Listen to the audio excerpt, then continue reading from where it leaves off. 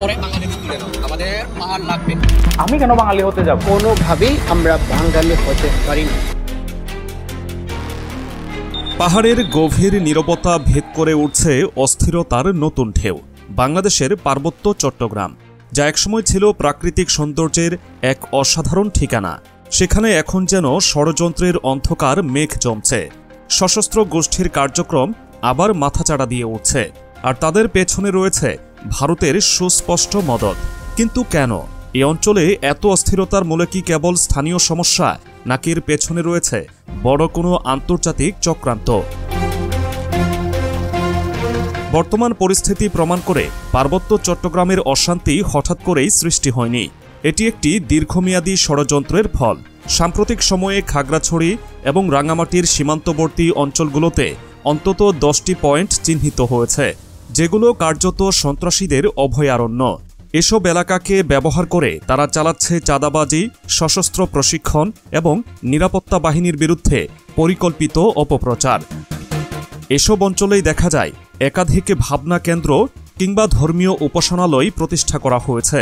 তবে এই ভাবনা কেন্দ্রগুলোতে স্থানীয় ক্ষুদ্র নৃগোষ্ঠীর সাধারণ মানুষের প্রবেশাধিকার নেই। প্রকৃতপক্ষে ধর্মীয় আড়ালে এসব জায়গায় গোপনে চলে সন্ত্রাসীদের কার্যক্রম। আর যখনই নিরাপত্তা বাহিনী অভিযান চালায়, তখনই চালানো হয় অপপ্রচার। তাদের বিরুদ্ধে সেনাবাহিনীর ভাবমূর্তি নষ্ট করার লক্ষ্যে ব্যবহৃত হয় সামাজিক যোগাযোগ মাধ্যম এবং বিভিন্ন ওয়েব পোর্টাল। 1997 সালের শান্তি চুক্তি পাহাড়ে অস্থিরতার সূচনা করে। এই চুক্তির মাধ্যমে সেনাবাহিনীর 246টি ক্যাম্প প্রত্যাহার করে নেওয়া হয় দুর্গম অঞ্চলগুলো থেকে। সেনাবাহিনীর এই প্রত্যাহার পার্বত্য চট্টগ্রামে সন্ত্রাসীদের কার্যক্রমকে আবারও সক্রিয় হওয়ার সুযোগ করে দেয়। তখন থেকে শুরু করে আজ পর্যন্ত 6টি সশস্ত্র সংগঠন তাদের অপতৎপরতা চালিয়ে যাচ্ছে। প্রথমে একটি গোষ্ঠী সক্রিয় থাকলেও বর্তমানে এই সংখ্যা বেড়ে দাঁড়িয়েছে 6-এ। এরা হলো জেএসএস সংস্কার, ইউপিডিএফ গণতান্ত্রিক, কুকি চীন এবং এমএনপি। এসব গোষ্ঠীর প্রধান কাজ পার্বত্য চট্টগ্রামকে বাংলাদেশের মূল ভূখণ্ড থেকে বিচ্ছিন্ন করে আলাদা রাষ্ট্র হিসেবে প্রতিষ্ঠা করা। আর এই ষড়যন্ত্রে অর্থায়ন করা হচ্ছে স্থানীয় জনগণের উপর চাপিয়ে দেওয়া চাঁদাবাজি এবং সন্ত্রাসী কর্মকাণ্ডের মাধ্যমে। সম্প্রতি রাঙামাটির দুর্গম এলাকা বন্দুক ভাঙায় দেখা গেছে সশস্ত্র গোষ্ঠীগুলো কিভাবে নিজেদের সামরিক ঘাঁটি তৈরি করছে। আগে যেখানে সেনা ক্যাম্প ছিল, এখন সেখানে তাদের কথিত সামরিক শাখার সদর দপ্তর। বন্দুক ভাঙ্গার জমচুক এলাকায় সেনাবাহিনী এক অভিযান চালিয়ে একটি সশস্ত্র সংঘর্ষে লিপ্ত হয়। এই অভিযানে উদ্ধার হয় অত্যাধুনিক আগ্নেয়াস্ত্রের একটি চালান, যা ভারত থেকে এসেছে বলে ধারণা করা হচ্ছে। এই অভিযানের পরপরই সেনাবাহিনীর বিরুদ্ধে শুরু হয় অপপ্রচার। বলা হয় সেনাবাহিনী নাকি ধর্মীয় ভাবনা কেন্দ্রে অভিযান চালিয়ে সেগুলোকে অবমাননা করেছে। সেনাবাহিনীর ভাবমূর্তি ক্ষুণ্ণ করার জন্য একাধিক ছবি এডিট করে ছড়িয়ে দেওয়া হয় সামাজিক যোগাযোগ মাধ্যমে। এসব কাজ পরিচালিত হচ্ছে ভারতের ত্রিপুরা এবং মিজোরাম থেকে। তদন্তে দেখা গেছে কমপক্ষে 10টি ওয়েব পোর্টাল, 3টি হোয়াটসঅ্যাপ গ্রুপ এবং শতাধিক ফেসবুক পেজ ব্যবহার করে এসব অপপ্রচার চালানো হচ্ছে। নিরাপত্তা বিশ্লেষকরা বলছেন, ভারতের পুরনো ষড়যন্ত্রের অংশ হিসেবে ধর্মীয় ইস্যুকে কাজে লাগিয়ে সেনাবাহিনীর বিরুদ্ধে অপপ্রচার চালানো হচ্ছে। ভারতের 7 সিস্টার রাজ্যগুলো থেকে অস্ত্র পাচারের ঘটনাও এই ষড়যন্ত্রের আরেকটি প্রমাণ। 15 জানুয়ারি মিজোরামে পুলিশ এক অভিযান চালিয়ে বিপুল পরিমাণ অস্ত্র ও গোলাবারুদ জব্দ করে, যার গন্তব্য ছিল বাংলাদেশের পার্বত্য চট্টগ্রাম। এই চালানের মধ্যে ছিল 6টি AK-47 রাইফেল এবং 10,000 রাউন্ড গুলি। অস্ত্রের এই চালানটি পরিষ্কারভাবে দেখিয়ে দেয় ভারত কিভাবে সন্ত্রাসীদের সাহায্য করছে। বিশ্লেষকরা বলছেন, এই ধরনের ষড়যন্ত্র যদি এখনই প্রতিহত করা না হয়, তাহলে ভবিষ্যতে তা আরও ভয়ানক আকার ধারণ করবে। পাহাড়ের অশান্ত পরিবেশ কেবল সন্ত্রাসী কার্যক্রমের কারণে নয়, বরং এটি এখন আন্তর্জাতিক চক্রান্তের একটি সরাসরি অংশ। স্থানীয় মানুষ, যারা একসময় শান্তিপূর্ণ জীবনের প্রত্যাশী ছিল, আজ তারা নিজেদের ঘরবাড়ি ছেড়ে পালিয়ে বেড়াচ্ছে। সীমান্ত পেরিয়ে ভারতের ত্রিপুরা ও মিজোরাম থেকে আসা সন্ত্রাসীরা তাদের অস্তিত্ব প্রতিষ্ঠার জন্য পরিচালনা করছে লাগাতার সহিংসতা।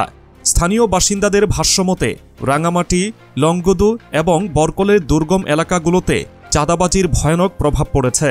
একসময় যেখানে কৃষকরা আনারস কিংবা অন্যান্য ফসল বাজারে নিয়ে যেতেন, সেখানে এখন প্রতিটি পণ্য বিক্রি করতে হলে জেএসএস কিংবা ইউপিডিএফ এর টোকেন দেখাতে হয়।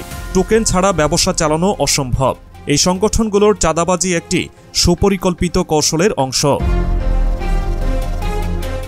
আরও ভয়ের বিষয় হল, শান্তি চুক্তির ফলে যেসব সেনা ক্যাম্প প্রত্যাহার করা হয়েছে, সেগুলোর জায়গাগুলোতে তৈরি হচ্ছে সংগঠনের সামরিক ঘাঁটি। স্থানীয় জনগণের নিরাপত্তা ব্যবস্থা দুর্বল হওয়ায় এসব গোষ্ঠী পুরো এলাকাগুলোর নিয়ন্ত্রণ নিচ্ছে। খাগড়াছড়ি, দীঘিনালা কিংবা পানছড়ির মতো জায়গাগুলোতে সশস্ত্র গোষ্ঠীর দৌরাত্ম্য এখন চরমে। সম্প্রতি নানিয়ারচরের একটি গ্রামে নিরাপত্তা বাহিনীর অভাবের সুযোগে সন্ত্রাসীরা মোবাইল কোম্পানিগুলোর টাওয়ার বন্ধ করে দেয়। তারা মোটা অঙ্কের চাঁদা দাবি করে, আর তা না দিলে মোবাইল সংযোগ চালু করা হবে না বলে হুমকি দেয়। ফলস্বরূপ স্থানীয় বাসিন্দারা পুরোপুরি যোগাযোগ বিচ্ছিন্ন হয়ে পড়েছেন। ভারত সরকারের ভূমিকা নিয়ে বিশেষজ্ঞরা বারবার প্রশ্ন তুলেছেন। কেন ভারতের সীমান্ত থেকে অস্ত্র পাচারের ঘটনা ঘটছে? কেন পার্বত্য চট্টগ্রামের সন্ত্রাসীরা ভারতীয় নেটওয়ার্ক ব্যবহার করে সেনাবাহিনীর বিরুদ্ধে অপপ্রচার চালাচ্ছে? এসব প্রশ্নের উত্তর খুঁজতে গেলে দেখা যায় ভারতের একটি সুদূরপ্রসারী পরিকল্পনা রয়েছে। ভারতের লক্ষ্য শুধুমাত্র পার্বত্য চট্টগ্রামের আঞ্চলিক পরিস্থিতিকে অস্থির রাখা নয়, তারা চায় বাংলাদেশের নিরাপত্তা ব্যবস্থাকে ক্রমশ দুর্বল করে দিতে। আর এই পরিকল্পনার অংশ হিসেবে তারা ধর্মীয় ইস্যু ব্যবহার করছে। সন্ত্রাসী গোষ্ঠীগুলোকে ধর্মীয় ভাবনা কেন্দ্রের আড়ালে আশ্রয় দিচ্ছে, যা পুরো অঞ্চল জুড়ে অস্থিরতা সৃষ্টি করছে। নিরাপত্তা বিশ্লেষকরা বলছেন, বাংলাদেশকে এখন খুব সতর্কভাবে পদক্ষেপ নিতে হবে। পার্বত্য চট্টগ্রামের এই পরিস্থিতি যদি সময়মতো নিয়ন্ত্রণ করা না যায়, তাহলে এটি কেবল এই অঞ্চলের জন্য নয়, বরং পুরো দেশের জন্য একটি বড় হুমকি হয়ে উঠবে। বিশেষজ্ঞ অবসরপ্রাপ্ত ব্রিগেডিয়ার জেনারেল শহীদুল্লাহ চৌধুরীর মতে, সেনাবাহিনীর সংখ্যা বৃদ্ধির পাশাপাশি আধুনিক প্রযুক্তি যেমন ড্রোনের ব্যবহার বাড়ানো উচিত। অন্যদিকে স্থানীয় জনগণের নিরাপত্তা নিশ্চিত করতে সেখানে পুলিশের উপস্থিতি আরও জোরদার করতে হবে।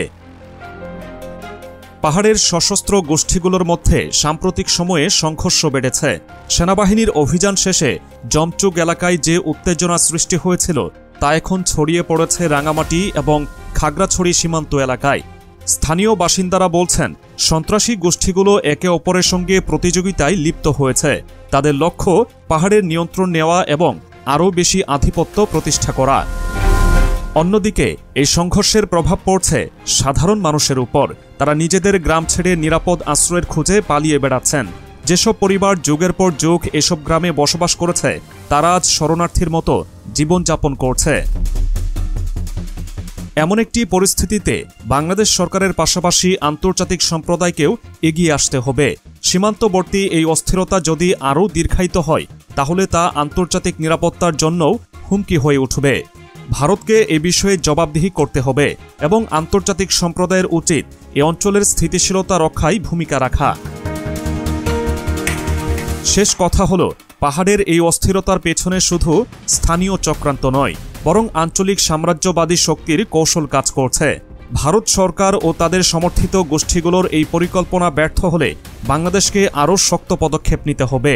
পাহাড়ের মানুষ শান্তি চায়, নিরাপত্তা চায়, আর এই শান্তি ফিরিয়ে আনতে প্রয়োজন সঠিক সময়োপযোগী সিদ্ধান্ত।